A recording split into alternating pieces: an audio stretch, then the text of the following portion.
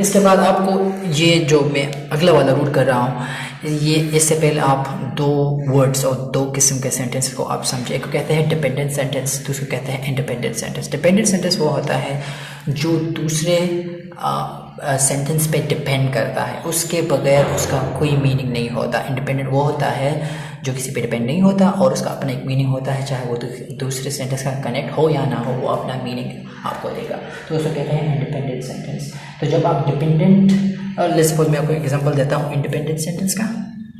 Independent sentence का मैं कहता हूँ ही इज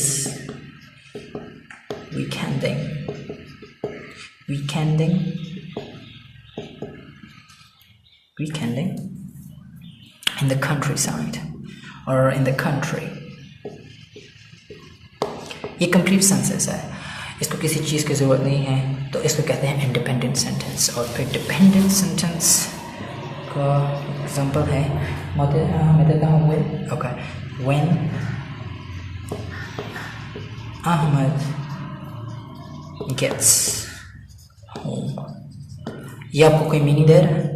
बिल्कुल भी मीनिंग नहीं दे रहा, तो इसको कहते हैं डिपेंडेंट सेंटेंस। तो आप डिपेंडेंट और इंडिपेंडेंट सेंटेंस को कनेक्ट करने के लिए कामा का इस्तेमाल करते हैं। मैं आपको देता हूँ इसका example, when Ahmed gets home from school he plays for an hour।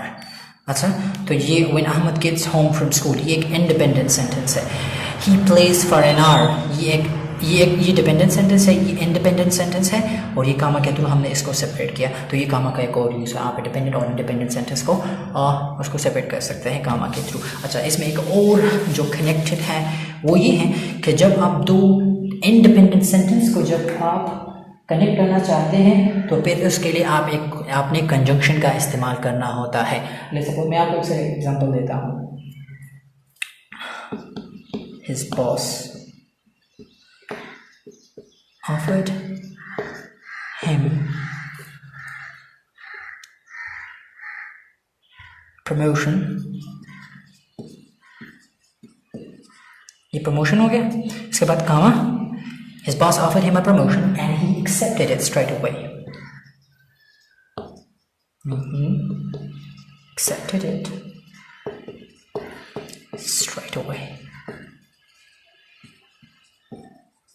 सही है, तो his boss offered him a promotion ये एक इंडिपेंडेंट सेंटेंस है, he accepted it straight away ये भी एक इंडिपेंडेंट सेंटेंस है। तो जब आप इंडिपेंडेंट सेंटेंस को कनेक्ट करना चाहते हैं तो वहाँ पे आपने कंजंक्शन का इस्तेमाल करना होता है। इस तरह एक और भी सेंटेंस आप ले सकते हैं, जैसे she has never been to England so she is going there in about a month।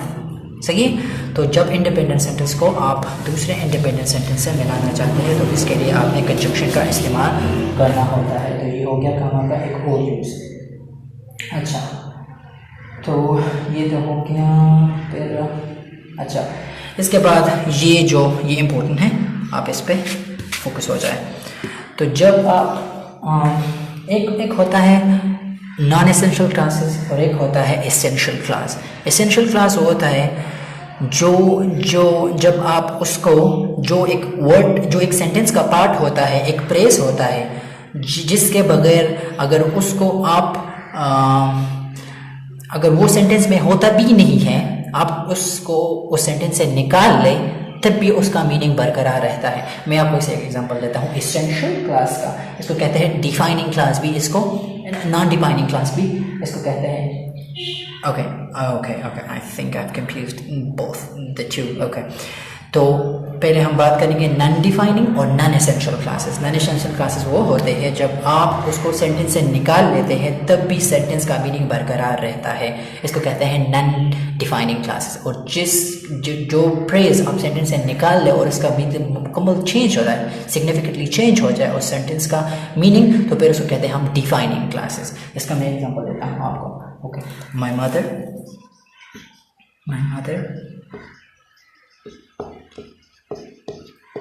who is 45, meaning उसका एज 45 है, lives in Paris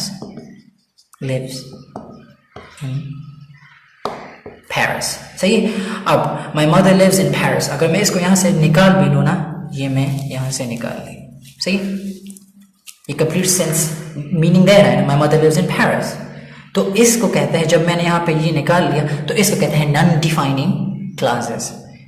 who is 45, सही है, लिव्स इन पेरिस, तो इसको कहते हैं नॉन डिफाइनिंग क्लासेस। तो यहाँ पे आप कामा के थ्रू नॉन डिफाइनिंग क्लासेस का इस्तेमाल कर सकते हैं। ओके, ये हो गया।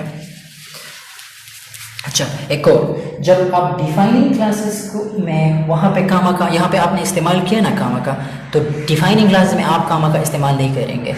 सही है। मैं इसका एग्जांपल देता हूँ आपको। The man who visited me in the hospital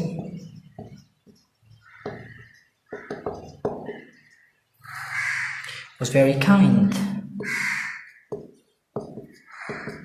सही। अब अगर मैं इसको यहाँ से निकाल लूँ, मतलब यहाँ पे मैंने कामा लगा दिया और यहाँ पे भी कामा लगा, the man who visited me in the hospital was very kind। अब मैंने यहाँ से ये निकाल दिया और मैंने ये कहा the man was very kind, the man was very kind। आप किस मैन के, किस शख्स के बारे में बात कर रहे हैं, ये तो अनक्लियर हो गया ना, जिसका मीनिंग तो कंप्लीट नहीं हो गया। तो इस तरह के सेंटेंस में डिफाइनिंग क्लासेस इसको कहते हैं, वहाँ पे आपने कामा का इस्तेमाल नहीं करना होता। सही है। और जब उसको ये डिफाइनिंग क्लास है, who visited me in this hospital, this is defining class, आप इसको इससे निकाल दें तो इसका मतलब कंप्लीट नहीं रहता। तो इसके लिए भी हम यहाँ पे हमने कामा का इस्तेमाल नहीं करना होता। सही है। नॉन डिफाइनिंग में उसमें कर सकते हैं, लेकिन डिफाइनिंग में हम इसको नहीं कर सकते। ओके। अच्छा, तो इसके बाद मतलब मैं आपको एक एक्सरसाइज देता हूँ और आप इसको सॉल्व कर दें और फिर कमेंट में मुझे इसके आंसर्स को बता दें। तो 3 मैं आपको देता हूँ। Ali, okay।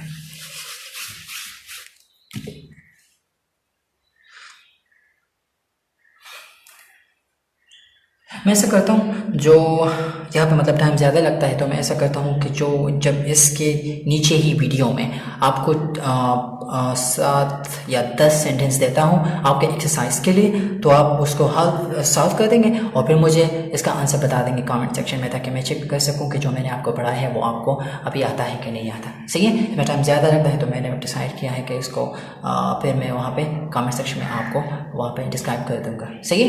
तो ये कामा का हो गया और अगली वाली वीडियो में हम बात करेंगे सेमी कॉलन और कॉलन के। ओके, अल्लाह हाफिज़।